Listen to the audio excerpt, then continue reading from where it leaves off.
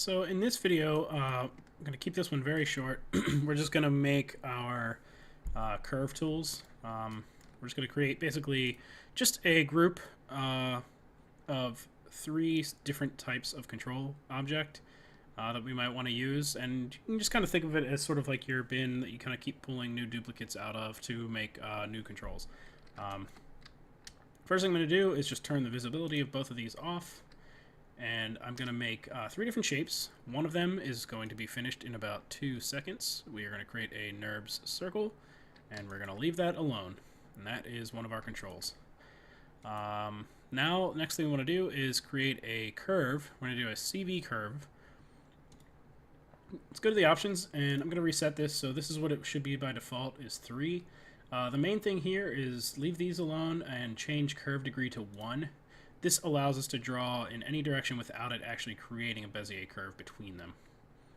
So I'm going to go to my top down. And for this one, I'm basically making a square, but it's going to be kind of offset by 45 degrees. So I'm going to go 1, 2, 3 units out. I'm going to hold down X to snap to the grid. And then let's just go all the way around. 3 units out each way, and then we'll end it right back where we started. And hit Enter. And as we're going, let's name this control circle,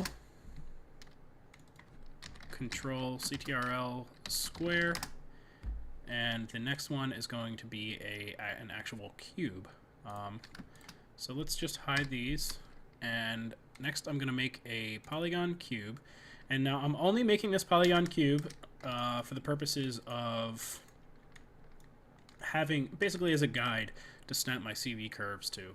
So I can just hold V down and I'll be able to snap to each of these.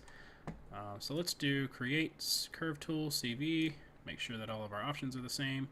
And now I'm just going to go to out of wireframe and turn this off so it's a little easier to see where the curves are getting drawn. I'm going to hold V and let's just start. I'm going to drag to every corner. You're going to have duplicates on different pieces. That's not a problem. Like, we're literally just trying to create a visual indicator using the CV curve tool for something that we can grab that has attributes that we can use to drive other elements of the rig. So I'm going to continue clicking around. And let's just go up here, down. So you can see I'm kind of drawing over top of a bunch of stuff. That's not a problem. And let's just go right back and hit Enter. So with that done, let's just move this out of the way, make sure we got it all. Yes, we did, so we can delete that. And, you know, so we can see if I went into Control Vertex and moved these around, yeah, I've got duplicates and it's not perfect, but it really doesn't matter, because all that matters is that we have this shape here.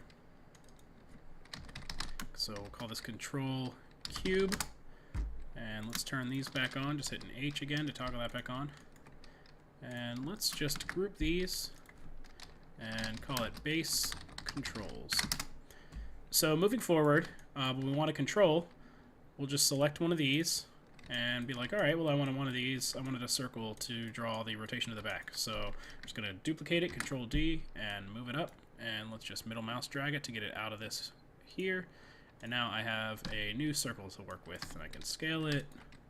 I could come in and I could change the shape of it if I wanted to.